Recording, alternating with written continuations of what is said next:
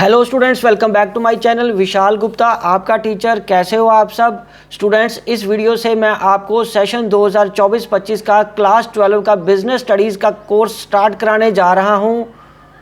आज हम इस वीडियो में जो डिस्कस करेंगे वो chapter number 1, nature and significance of management. ठीक है बच्चों, तो एक एक करके मैं ये 12 चैप्टर की 12 वीडियोज़ आपको समझाऊंगा। पूरे के पूरे चैप्टर्स की एक्सप्लेनेशन आपको दूंगा। एक एक करके हर वीडियो अलग अलग होगी, लेकिन इसमें हम सबसे पहले स्टार्ट करेंगे nature and significance of management chapter number 1 से। ठीक है जी, तो चलिए बच्चों स्टार्ट करते हैं चैप्टर नंबर 1 से। चैप्टर नंबर 1 क्या कह रहा है बच्चों? चैप्टर नंबर 1 है nature and significance of management. इसमें हम सबसे पहले डिस्कस करेंगे कि मैनेजमेंट का मतलब क्या होता है, मैनेजमेंट कंसेप्ट जो है वो क्या कहती है।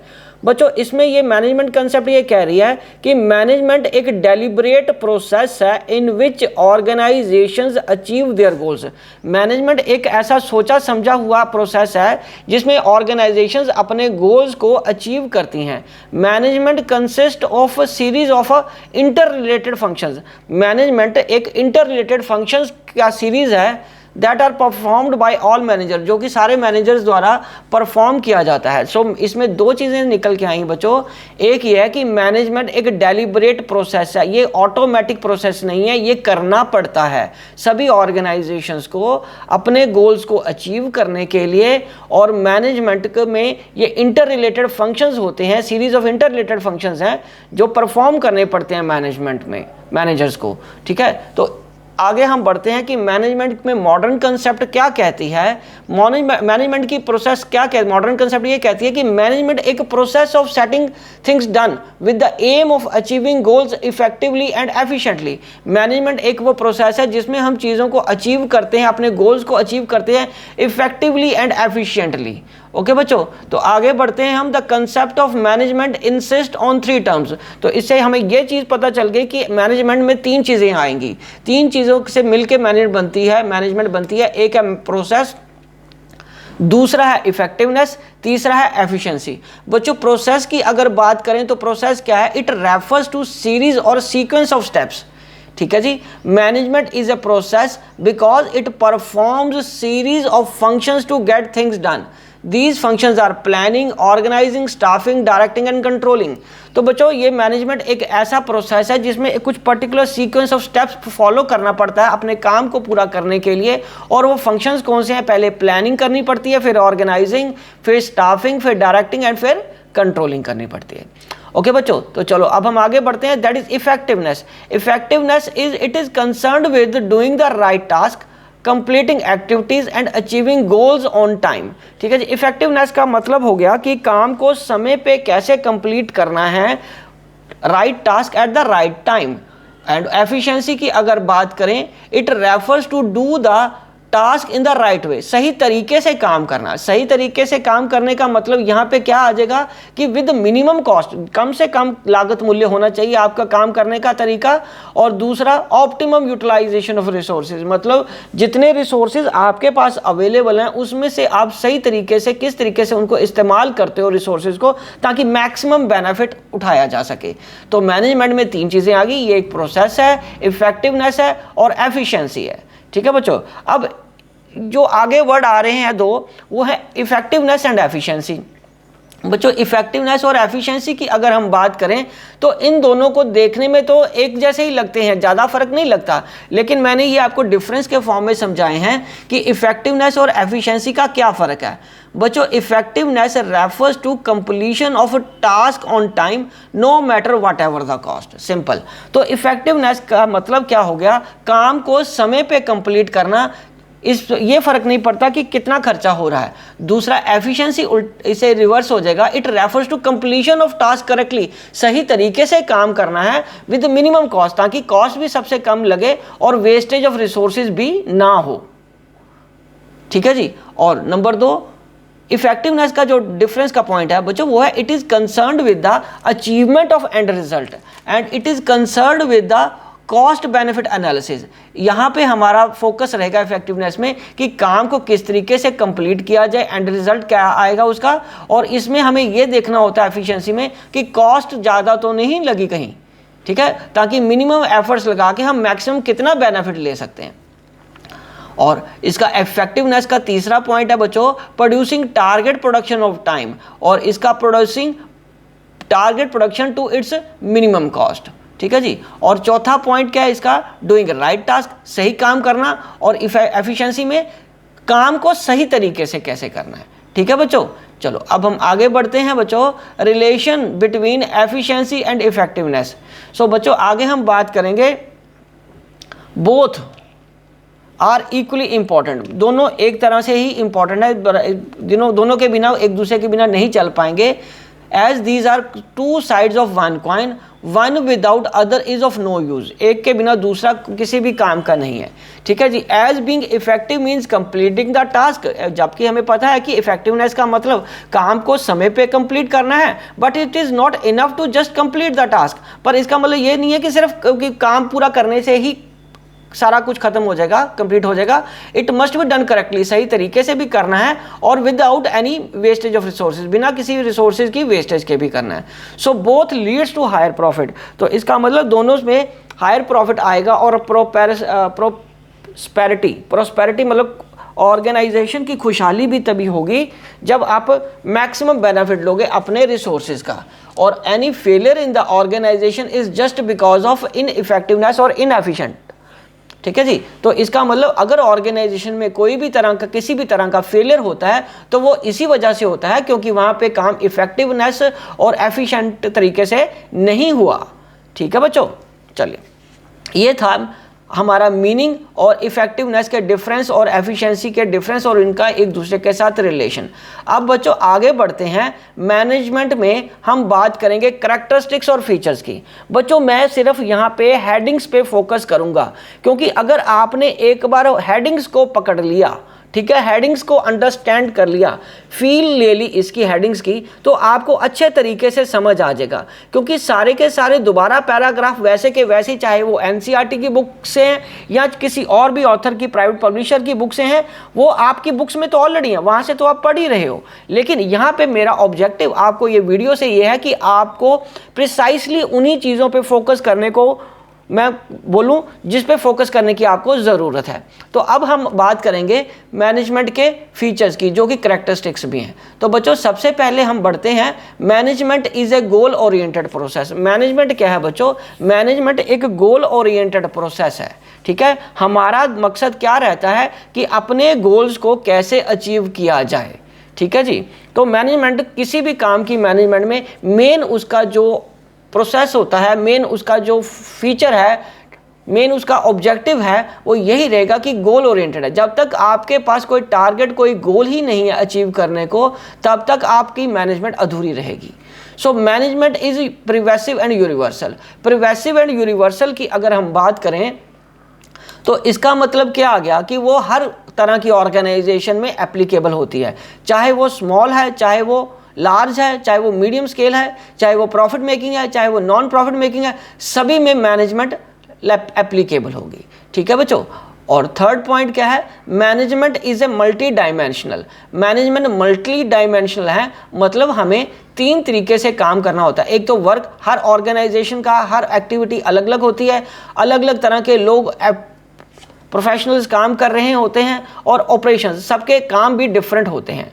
ठीक है, तो इस तरीके से मैनेजमेंट एक मल्टी डायमेंशनल है। हर ऑर्गेनाइजेशन, जैसे डॉक्टर का काम अलग है, वकील का काम अलग है, फैक्ट्री का काम अलग है, टेम्पल का काम अलग है। हर ऑर्गेनाइजेशन, जितनी भी मैंने ये 4 ऑर्गेनाइजेशन या इंस्टीट्यूशंस बोली हैं, इन सब के लोग भी अलग अलग तरीके के प्रोफेशनल डिग्रीज के होते हैं, और इन सब के एक्टिविटीज़ भी अलग अलग होती हैं। इन सब की एक्टिविटीज़, इन सभी लोगों को, इन सभी कामों को में मैनेजमेंट लगती ही लगती है। तो इसलिए हम कहते हैं कि मैनेजमेंट एक मल्टी डायमेंशनल एक्टिविटी है। सो मैनेजमेंट एक कॉन्टिन्यूस प्रोसेस है। बच्चों मैनेजमेंट एक कॉन्टिन्यूस प्रोसेस का मतलब क्या है? मैनेजमेंट कॉन्टिन्यूस प्रोसेस का मतलब है कि मैनेजमेंट लगातार चलती रहती है। ऐसा नहीं है कि एक बार हमने कुछ मैनेज कर लिया, अब उसके बाद आगे मैनेज करने की ज़रूरत नहीं पड़ेगी। मैनेजमेंट लगातार चलती है। मैनेजमेंट, अगला पॉइंट है बच्चों, मैनेजमेंट एक ग्रुप एक्टिविटी है। ग्रुप एक्टिविटी का मतलब है एक सिंगल पर्सन कभी भी कुछ मैनेज नहीं कर सकता। तो management consist of number of persons, more than 2 persons are required to perform the management activities. ठीक है, तो मैनेजमेंट एक ग्रुप एक्टिविटीज़ है। ओके तो मैनेजमेंट एक डायनेमिक फंक्शन है। डायनेमिक फंक्शन का मतलब है, जैसा कि बच्चों आपको पता है कि जो हमारा बिजनेस एनवायरनमेंट होता है, जो बिजनेस से रिलेटेड चीज़ें होती हैं, जो इकोनॉमिक फैक्टर्स होते हैं, जो पॉलिटिकल फैक्टर्स होते हैं, जो सोशल फैक्टर्स होते हैं, उसकी वजह से हमारा बिजनेस प्रभावित होता है, बिजनेस अफेक्ट होता है। तो मैनेजमेंट हमारी इस तरीके से होती है कि वो किसी भी एनवायरनमेंट में अपने आप को एडजस्ट करने की क्षमता रखते हैं। That is called dynamic management. Dynamic function of the management. Management is intangible. Management एक इंटेंजिबल थिंग है, वो हमें नज़र नहीं आती, बट हम उसको फील कर सकते हैं कि किस तरीके से मैनेजमेंट लगी हुई है। जब हर काम सही तरीके से प्रॉपर टाइम पे और मिनिमम वेस्टेज ऑफ रिसोर्सेज से काम हो रहा है, तो इसका मतलब मैनेजमेंट इंटेंजिबल है। मैनेजमेंट एक कॉम्पोजिट प्रोसेस है। मैनेजमेंट एक कॉम्पोजिट प्रोसेस का मतलब क्या है कि एक दूसरे के साथ जुड़ा हुआ प्रोसेस है। अकेला कोई भी एक चीज़ मैनेजमेंट नहीं कहला सकती। सो मैनेजमेंट प्रोसेस में जो आपको पता ना क्या आता है, planning, organising, directing, staffing, controlling, तो इन सभी को मिला के ही कॉम्पोजिट प्रोसेस बोलते हैं। तो बच्चों यहाँ पे एक इंटरेस्टिंग फैक्ट मैं आपको ये बता दूं कि कैरेक्टरिस्टिक्स और फीचर्स एक ही हैं मैनेजमेंट के। तो कल को अगर क्वेश्चन कैरेक्टरिस्टिक्स का आता है या फीचर्स का आता है, आपको इन्हीं पॉइंट्स को इलेबोरेट करके एक्सप्रेस करना होगा। ठीक है बच्चों, चलिए अब हम आगे बढ़ते हैं। Importance of management. सो बच्चों अब हम बात करेंगे इंपॉर्टेंस ऑफ मैनेजमेंट में क्या है। बच्चों इंपॉर्टेंस ऑफ मैनेजमेंट की अगर बात करें तो इंपॉर्टेंस है, सबसे पहले management helps in achieving group goals. Management helps in achieving group goals. Group goals को अचीव करने में मैनेजमेंट हेल्पफुल होती है। ठीक है जी, कोई भी आपके ऑर्गेनाइजेशन का जो गोल है उसको अचीव करने में ऑर्गेनाइजेशन आपकी हेल्प करती है। Management increases efficiency. मैनेजमेंट आपकी एफिशिएंसी को इंक्रीज करने में भी हेल्प करती है।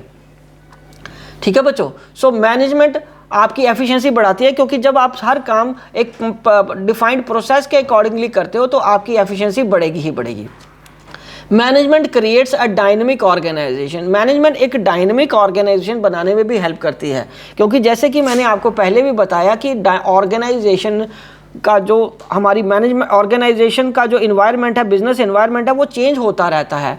तो हमारी ऑर्गेनाइजेशन में अंदर जो मैनेजमेंट लगी वो इतनी फ्लेक्सिबल होनी चाहिए, इतनी फ्लेक्सिबल होती है कि किसी भी चेंज को अडॉप्ट करने में कोई दिक्कत नहीं आती। इसलिए हम कह सकते हैं कि मैनेजमेंट एक डायनेमिक ऑर्गेनाइजेशन को बनाती है। Management helps in achieving personal objective. किसी भी इंडिविजुअल के पर्सनल ऑब्जेक्टिव्स को अचीव करने में भी मैनेजमेंट उसकी मदद करती है। बिकॉज जब कोई भी एक ग्रुप अपने ग्रुप गोल को अचीव कर लेता है तो अपने आप वो अपने इंडिविजुअल गोल्स को अचीव करने के भी पास नज़दीक पहुंच जाता है। So management helps in development of society. Management helps in development of society का क्या मतलब है?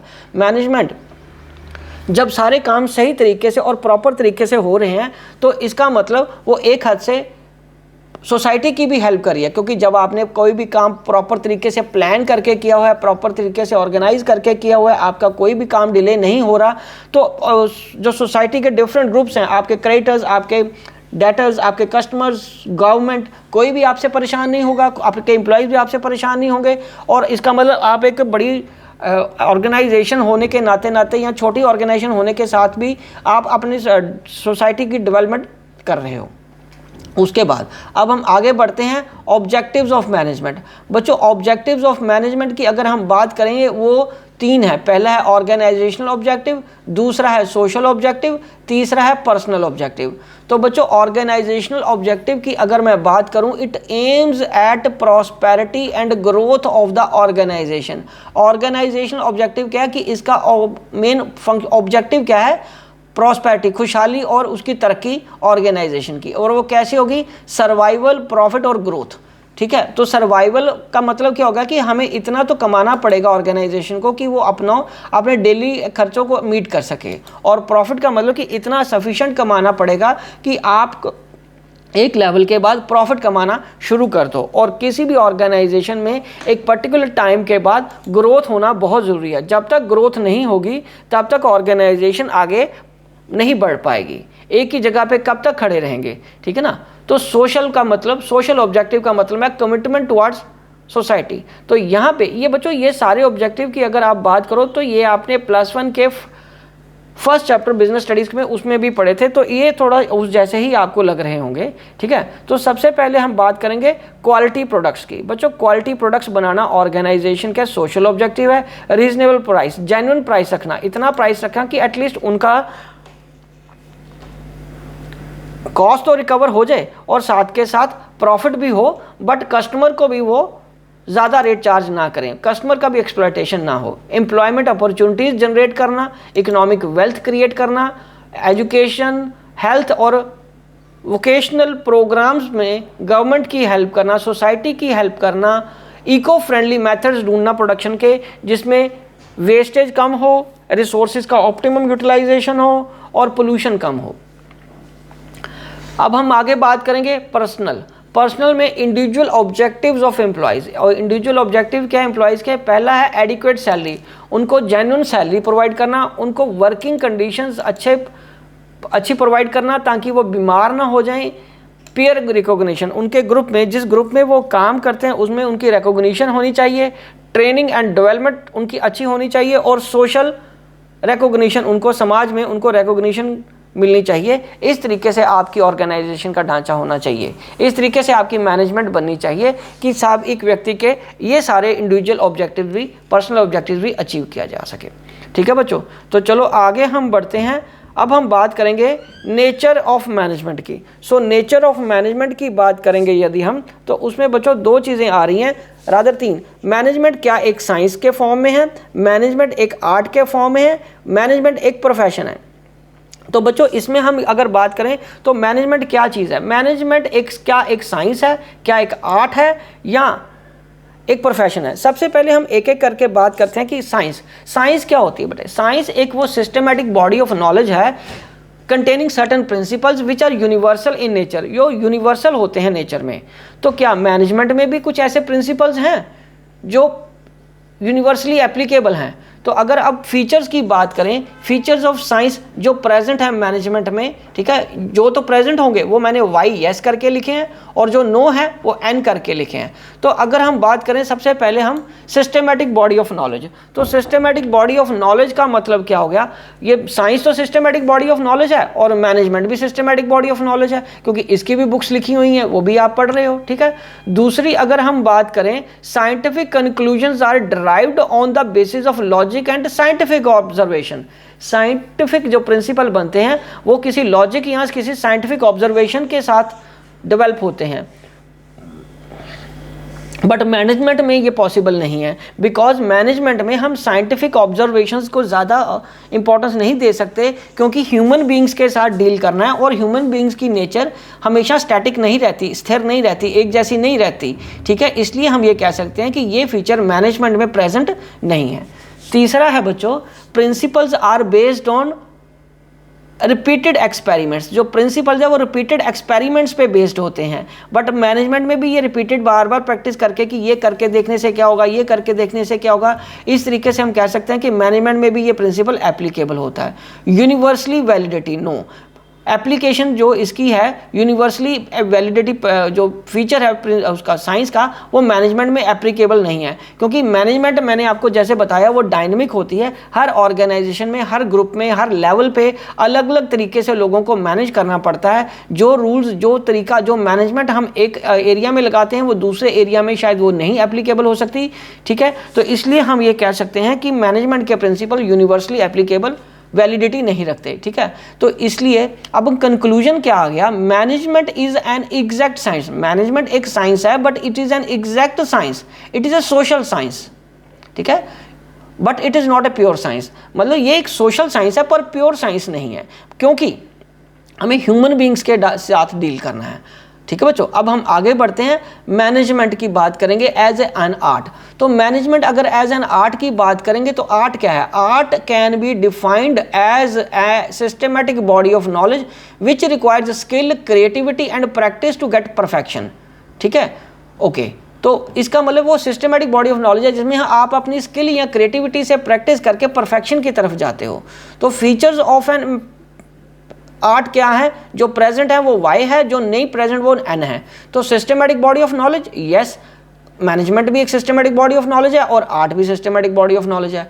पर्सनलाइज्ड एप्लीकेशन, मैनेजमेंट भी पर्सनलाइज्ड एप्लीकेशन है क्योंकि हर मैनेजर अपने तरीके से मैनेज करता है, और आर्ट में भी हर तरीके से अपने तरीके से ही अपने स्किल को वो प्रेजेंट करते हैं आर्ट में भी। तो based on practice and creativity, art भी आप जितना प्रैक्टिस या क्रिएटिव होते जाते उतना आपका आर्ट निखरता जाता है। उसी तरीके से मैनेजमेंट भी बेस्ड किस पे है, प्रैक्टिस एंड क्रिएटिविटी पे। सो कंक्लूजन क्या आ गया कि management is an art.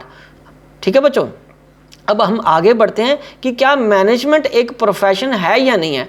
Profession की अगर हम बात करें, profession can be defined as an occupation backed by the specialised knowledge and training in which entry is restricted. तो ये एक स्पेशलाइज्ड नॉलेज तो है ही है, बट इसमें जो एंट्री है वो रिस्ट्रिक्टेड होती है। एक पर्टिकुलर डिग्री या कोर्स कंप्लीट करने के बाद ही, ट्रेनिंग करने के बाद ही वो आपको उसमें एंट्री मिलती है। जैसे वकील होने का प्रोफेशन, डॉक्टर का प्रोफेशन, चार्टर्ड अकाउंटेंट का प्रोफेशन, ठीक है, ये सारे एक पर्टिकुलर चीज़ें हैं जो आप वो डिग्री हासिल करोगे और ट्रेनिंग वो पर्टिकुलर लोगे तभी आप उस प्रोफेशन में जा सकते हो। तो बच्चों फीचर ऑफ जो प्रोफेशन है वाई और यस के फॉर्म में ही मैंने यहाँ लिखे हैं। पहला well defined body of knowledge, yes ये है। दूसरा रिस्ट्रिक्टेड एंट्री, मैनेजमेंट में रिस्ट्रिक्टेड एंट्री नहीं है, कोई भी व्यक्ति मैनेजर बन सकता है इर्रिस्पेक्टिव उसकी क्या नॉलेज है या क्या क्वालिफिकेशंस है। प्रेजेंस ऑफ प्रोफेशनल एसोसिएशन, जैसे किसी भी प्रोफेशनल बॉडी की कोई एसोसिएशन होती है, जैसे वकील बनने के लिए बार काउंसिल ऑफ इंडिया है, और चार्टर्ड अकाउंटेंट बनने के लिए ICAI है, और अपना डॉक्टर बनने के लिए एक अलग से उनकी प्रोफेशनल बॉडी है। बट मैनेजमेंट की ऐसी कोई प्रोफेशनल बॉडी कंपलसरी नहीं है।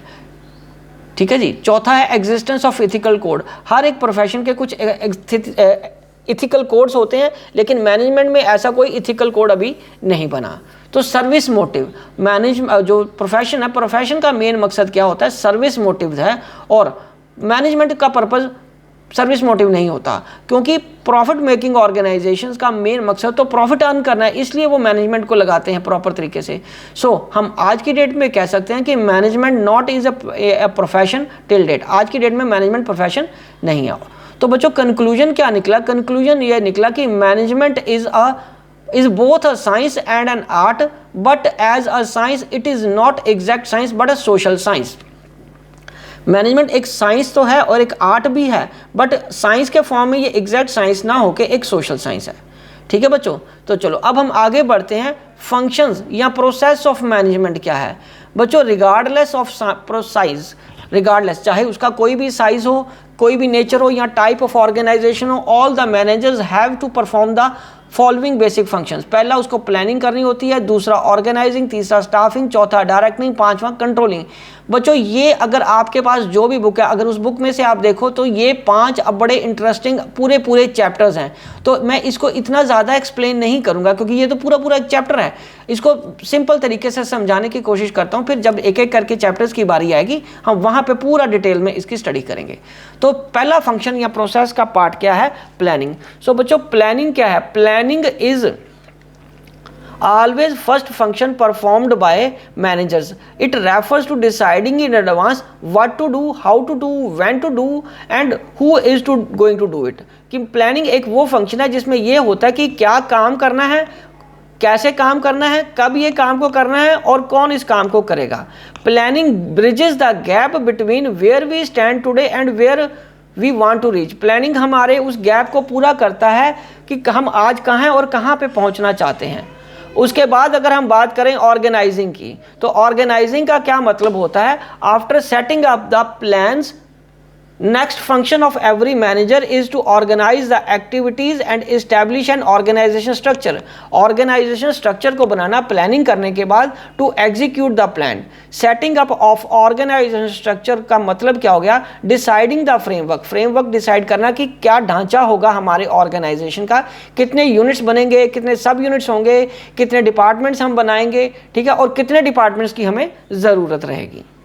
उसके बाद बच्चों तीसरा फंक्शन या प्रोसेस का पार्ट आता है, वो है स्टाफिंग। स्टाफिंग का मतलब होता है लोगों को भर्ती करना, उनको चुनना, उनको अपॉइंट करना, उनको काम सौंपना, उनके रिकॉर्ड्स को मेंटेन करना, उनके प्रॉपर रिलेशंस उनके साथ बना के रखना, उनके अच्छी तरह देखभाल करना और उनकी शिकायतों को भी ध्यान देना ताकि अगर उनकी कोई शिकायत है उनको दूर किया जाए। ये मेन फंक्शन होता है, ये मेन काम होता है स्टाफिंग में। तो अब हम आगे बढ़ेंगे बच्चों डायरेक्टिंग। डायरेक्टिंग बच्चों एक ऐसा काम है जिसमें हम लोगों को इंस्ट्रक्शन देते हैं कि उनको क्या काम करना है। Directing refers to giving directions. इसका मतलब तो डायरेक्शंस तो है, इंस्ट्रक्शंस है, ताकि किस तरीके से इंस्ट्रक्शंस या डायरेक्शंस देनी है, उनको मोटिवेट करके, उनको सुपरवाइज करके, उनके साथ बातचीत करके।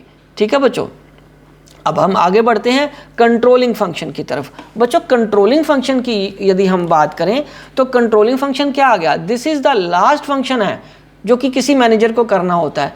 इन this function managers try to match the actual performance with the planned performance and if there is no match between both, अगर आपकी प्लानिंग और कंट्रोलिंग में या एक्चुअल परफॉर्मेंस में और जो प्लान्ड परफॉर्मेंस है उसमें फ़र्क है, तो आपको उसके डेविएशंस के रीज़न ढूंढने पड़ेंगे कि क्यों कमी रह गई, और उसके सुजेस्टिव करेक्टिव मेजर्स ढूंढने पड़ेंगे जो कि आपको आपके गोल तक अचीव करने में मदद करेंगे। ठीक है जी, ये कंट्रोलिंग का काम होता है। ओके बच्चों, चलिए अब हम आगे बढ़ते हैं कि मैनेजमेंट के जो डिफरेंट लेवल्स हैं वो कौन से हैं और उनके क्या क्या काम होते हैं। तो बच्चों अगर हम इसकी बात करें तो ये देखिए लेवल्स ऑफ फंक्शंस मैनेजमेंट के वो है, एक टॉप लेवल है, एक मिडिल लेवल है, एक लोअर लेवल है। टॉप लेवल में बच्चों क्या आ गया, टॉप लेवल क्या करता है, प्लानिंग करता है और ऑर्गेनाइजिंग करता है। मिडिल लेवल बच्चों क्या करता है, स्टाफिंग करता है। लोअर लेवल क्या करता है, डायरेक्टिंग एंड कंट्रोलिंग को परफॉर्म करता है। ओके बच्चों, तो अब लेवल ऑफ मैनेजमेंट में कौन कौन से पर्सन्स होते हैं। बच्चों लेवल ऑफ मैनेजमेंट में जो पर्सन्स होते हैं वो है पहला top level management. Top level management में कौन कौन आ जाएगा बच्चों, board of director, chairman, general manager, president, vice president, CEO, COO. और उसके फंक्शंस क्या हैं, टॉप लेवल के फंक्शंस। पहले है डिटरमाइनिंग ऑब्जेक्टिव्स, फर्म के ऑर्गेनाइजेशन के ऑब्जेक्टिव्स क्या होंगे ये कौन डिसाइड करेगा, ये ऑर्गेनाइजेशन का टॉप लेवल ही डिसाइड करेगा। फ्रेमिंग प्लान्स एंड पॉलिसीज, और वो ऑब्जेक्टिव्स को अचीव करने के लिए क्या प्लान्स बनाए जाएंगे, क्या पॉलिसीज बनाई जाएगी, ये भी टॉप मैनेजमेंट डिसाइड करेगा। ऑर्गेनाइजिंग एक्टिविटीज़ को किस तरीके से ऑर्गेनाइज किया जाएगा, ठीक है, ये भी टॉप लेवल ही डिसाइड करेगा। सारे रिसोर्सेज को अवेलेबल कराना, ठीक है, चाहे वो छोटी से छोटी चीज़ हो या बड़ी से बड़ी एसेट हो, वो टॉप लेवल मैनेजमेंट का काम होता है प्रोवाइड कराना। वेलफेयर और सर्वाइवल ऑर्गेनाइजेशन का जिम्मेदारी किसकी है, वो टॉप लेवल की ही होती है। लियाजन विद द आउटसाइड वर्ल्ड, दूसरी दुनिया मतलब बाहर की दुनिया, मतलब ऑर्गेनाइजेशन से बाहर के बहुत से गवर्नमेंट एजेंसीज हैं, टैक्सेशन एजेंसीज हैं, सोशल ग्रुप्स हैं, कस्टमर्स हैं, क्रेडिटर्स हैं, डेटर्स हैं, उन सब से डील करना टॉप मैनेजमेंट का काम होता है। ठीक है बच्चों, तो ये तो टॉप लेवल के काम थे। अब हम आगे बढ़ते हैं मिडिल लेवल की बात करें। मिडिल लेवल में बच्चों हमारे आ जाएंगे departmental heads, purchase manager, sales manager, personnel manager and departmental head. तो बच्चों उसकी अगर हम बात करें फंक्शंस की, तो फंक्शंस में सबसे पहले मिडिल मैनेजमेंट का जो फंक्शन है वो है interpretation of policies to lower level. मतलब जो टॉप लेवल ने पॉलिसीज बनाई हुई हैं, मिडिल लेवल उसको इंटरप्रेट करके लोअर लेवल को समझाएगा कि किस तरीके से काम को परफॉर्म करना है और what is expected from them. Organising activities of the department, अपने डिपार्टमेंट की एक्टिविटीज़ को ऑर्गेनाइज करना, उसके बाद भर्ती करना और सिलेक्शन करना एम्प्लॉयज़ की अपने ऑर्गेनाइजेशन के लिए, अपने डिपार्टमेंट के लिए सॉरी, और मोटिवेट करना अपने डिपार्टमेंट के लोगों को ताकि वो अपनी बेस्ट एबिलिटी से काम कर सकें। और उसके बाद क्या करना है, next controlling and instructing employees, अपने एम्प्लॉयज़ को कंट्रोल करना और उनको निर्देश देने हैं कि किस तरीके से काम को पूरा किया जाए। एंड कोऑपरेट करना है दूसरे डिपार्टमेंट्स के लोगों को भी, क्योंकि डिपार्टमेंट चाहे अलग अलग हो गए हैं, ऑर्गेनाइजेशन एक ही रहती है। ठीक है बच्चों, और उसके बाद है implementing the plan of the top level, top level के प्लान्स को इम्प्लीमेंट करना। ठीक है बच्चों, तो अब हम आगे बढ़ते हैं लोअर लेवल मैनेजमेंट में। तो बच्चों लोअर लेवल मैनेजमेंट में कौन कौन से पर्सन आते हैं, वो आते हैं supervisors, superintendents, foreman, section officer, clerk, सब डिपार्टमेंटल एग्जीक्यूटिव्स। और इनके काम क्या होते हैं बच्चों, इनका काम है representing grievances of workers. Grievances शिकायतें होती हैं, वो अपनी वर्कर्स की जो प्रॉब्लम्स हैं वो उनको रिप्रेजेंट करके मिडिल लेवल तक पहुंचाना। गुड वर्किंग कंडीशंस को मेंटेन करना, वर्कर की सेफ्टी का ध्यान रखना, helping middle level in selection and recruitment of worker. उसके बाद वेलकमिंग सुजेशन ऑफ वर्कर, कि वर्कर अगर कोई सुजेशन दे रहा है उसके सुजेशन को भी समझना और उसका वेलकम करना, उसको शाबाशी देना कि ठीक है भाई आपने बहुत अच्छा सुजेशन दिया है। मैं क्वालिटी को मेंटेन करना ताकि जो क्वालिटी स्टैंडर्ड प्रिस्क्राइब्ड है उसके अलावा कोई काम ना हो। Boost the morale of the employee, अपने एम्प्लॉय के मोरल को भी बढ़ा के रखना। और minimising the wastage of material, और वेस्टेज नहीं होने देनी, उसको कोशिश करना जितनी सी कम वेस्टेज हो सके। ठीक है, ये थे हमारे लेवल्स। तो बच्चों अब ये हमारा लास्ट टॉपिक आ रहा है इस चैप्टर का, वो है कोऑर्डिनेशन। कोऑर्डिनेशन क्या पार्ट होता है बच्चों? ये एक तरह से 6 फंक्शन माना जाता है जो सारे ऑर्गेनाइजेशंस को जोड़ के रखता है, जो सारे प्रोसेस, जो सारे फंक्शंस हैं हमारे, planning, organising, staffing, directing, controlling, उन सबको जोड़ के रखता है। तो apart from these 5 functions there is one more important function जो हर बंदा, हर मैनेजर परफॉर्म करता है, उसको कोऑर्डिनेशन बोलते हैं। Coordination can be defined as synchronization of efforts from standing point of time and the sequence of execution। synchronization of efforts का मतलब होता है कि सभी डिपार्टमेंट्स, सभी ग्रुप्स, सभी फंक्शंस इस तरीके से परफॉर्म करें कि सारे फंक्शंस एक साथ परफॉर्म हो और एक ही गोल को अचीव करने के लिए हो। In general coordination means bringing together activities, सारी एक्टिविटीज को एक साथ लाया जाए, और resources of the organisation and bringing harmony in them, और उनमें एक गोल को अचीव करने के लिए सारी एनर्जी उधर ही लगनी चाहिए। ठीक है बच्चों, आगे हम बात करते हैं coordination, the essence of management.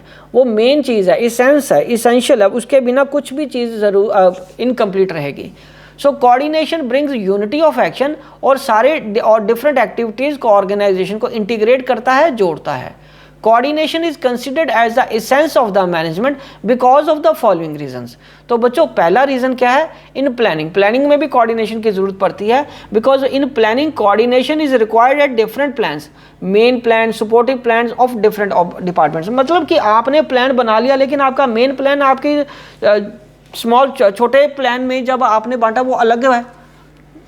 ठीक है ना, एक ही ऑर्गेनाइजेशन में डिफरेंट प्लान्स पे काम नहीं हो सकता, तो इसमें भी कोऑर्डिनेशन होना चाहिए। Organising, in organisation coordination is required at different resources of the organisation and also between authority and responsibility and accountability. इसमें भी तालमेल होना चाहिए, किसको कितनी अथॉरिटी देनी है, किसको कितनी रिस्पॉन्सिबिलिटी देनी है, किसको कितनी अकाउंटेबिलिटी देनी है। ओके, सो उसके बाद स्टाफिंग। सो स्टाफिंग क्या है? स्टाफिंग में coordination is required between skill of person and job assigned to him. उसकी स्किल और उसकी क्वालिफिकेशन के हिसाब से उसको काम सौंपना, ताकि वो एफिशिएंसी और उसका कंपनसेशन का पैकेज उस तरीके से डिसाइड किया जा सके उसकी एफिशिएंसी के अकॉर्डिंगली। और डायरेक्शन क्या है? Direction function coordination is required superior subordinate relation में, ऑर्डर्स देने में, इंस्ट्रक्शंस देने में, गाइडलाइंस देने में एंड सुजेशंस देने में, इसमें भी कोऑर्डिनेशन होना चाहिए। In controlling function so coordination is required between standards and actual performance. Controlling में भी होना चाहिए कि जो हमने टारगेट रखा हुआ है क्या वो अचीवेबल भी है या नहीं है, और एक्चुअल परफॉर्मेंस उसके आसपास भी आ रही है या नहीं, तो इसमें भी तालमेल होना चाहिए। ठीक है, तो अब हम आगे बढ़ते हैं। Coordination is required at all levels of organisation. तो बच्चों कोऑर्डिनेशन हर लेवल पे चाहिए होती है। Top level requires coordination to integrate the activities of the organisation and levels, the efforts of all the individual is in one common direction, एक ही common direction में होने चाहिए। और उसके बाद दूसरा, coordination is required at middle level, middle level पे भी कोऑर्डिनेशन की जरूरत है, to balance the activities of the different departments so that these can work as a part of an organisation only, क्योंकि ताकि वो एक ऑर्गेनाइजेशन के पार्ट के रूप में ही काम कर सकें। So lower level requires coordination to integrate the activities. Lower level के एक्टिविटीज़ को भी कोऑर्डिनेट करना है ताकि वो अपने ऑर्गेनाइजेशनल के गोल्स को अचीव करने में एक दूसरे की हेल्प कर सकें। Okay, so coordination is most important function of an organisation. किसी भी कंपनी अगर कोई फेल होती है या सर्वाइव नहीं कर पाती और या सक्सेसफुली रन करती है लॉन्ग पीरियड ऑफ टाइम में, तो उसके लिए उसको कोऑर्डिनेशन को अपनाना बहुत ज़रूरी है। ठीक है बच्चों, तो अब हम आगे बढ़ते हैं। Nature of cooperation. Nature of cooperation की अगर हम बात करें तो नेचर ऑफ कोऑपरेशन क्या होती है या फीचर ऑफ कोऑपरेशन क्या है, तो उसका सबसे पहला बच्चों पॉइंट क्या आ रहा है हमारे पास? Coordinate integrates group efforts. Coordinate group efforts को एक साथ जोड़ता है, पूरी एक टीम के रूप में काम करने में मदद करता है। It ensures unity of efforts, ये बताता है कोऑर्डिनेशन अगर एक दूसरे के साथ तालमेल सही है तो ये बताता है कि सारे एफर्ट्स एक साथ लग रहे हैं। कोऑर्डिनेशन एक कॉन्टिन्यूस प्रोसेस है जो लगातार चलना है।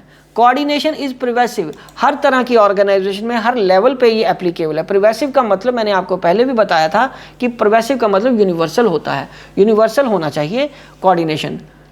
Coordination is the responsibility of all managers, किसी एक मैनेजर की रिस्पॉन्सिबिलिटी नहीं होती, ये सभी मैनेजर्स की रिस्पॉन्सिबिलिटी होती है। सो कोऑर्डिनेशन एक डेलिब्रेट फंक्शन है, एक सोचा समझा फंक्शन है, अपने आप होने वाला फंक्शन नहीं है, इसको करना पड़ेगा, परफॉर्म करना पड़ेगा। ओके जी, अब हम आगे बढ़ते हैं। लास्ट टॉपिक क्या है? Importance need of coordination. Importance या नीड क्या है कोऑर्डिनेशन की? बच्चों, उसका पहला पॉइंट है कि अगर आपका कोऑर्डिनेशन है, ऑर्गेनाइजेशन में कोऑर्डिनेशन से काम हो रहा है, तो आपके ऑर्गेनाइजेशन को ग्रो करने में कोई नहीं रोक सकता। तो आपके ग्रोथ होगी ही होगी, आपकी ऑर्गेनाइजेशन का साइज बड़ा होगा ही होगा एक पर्टिकुलर टाइम पीरियड के बाद। टू रिमूव और रिड्यूस फंक्शनल डिफ्रेंसिएशन, हर फंक्शन, हर ऑर्गेनाइजेशन में जो डिफरेंट फंक्शन है, जैसे इंजीनियरिंग डिपार्टमेंट है, प्रोडक्शन डिपार्टमेंट है, फाइनेंस डिपार्टमेंट है, ये अलग अलग तरीके से फंक्शन परफॉर्म करते हैं और इसमें एक दूसरे के साथ खींचतान को दूर करने के लिए भी इस फंक्शन कोऑर्डिनेशन की बहुत ज़रूरत है। तो स्पेशलाइजेशन का मतलब ये है कि हमारी ऑर्गेनाइजेशन में जो डिफरेंट प्रोफेशनल्स हैं वो अलग अलग एजुकेशन या स्किल के हैं, उन सभी को एक साथ किस तरीके से जोड़ना है ताकि वो कोऑर्डिनेशन से ऑर्गेनाइजेशंस के गोल को अचीव करने में हेल्प कर सकें। ठीक है बच्चों, तो बच्चों ये सारा चैप्टर आपके पास मैंने अभी कर दिया। नेक्स्ट चैप्टर हम करेंगे मैनेजमेंट के प्रिंसिपल्स का, वो हम नेक्स्ट वीडियो में करेंगे। तब तक आप इसको देख के, इस वीडियो को देख के अपने नोट्स कंप्लीट कर लीजिए।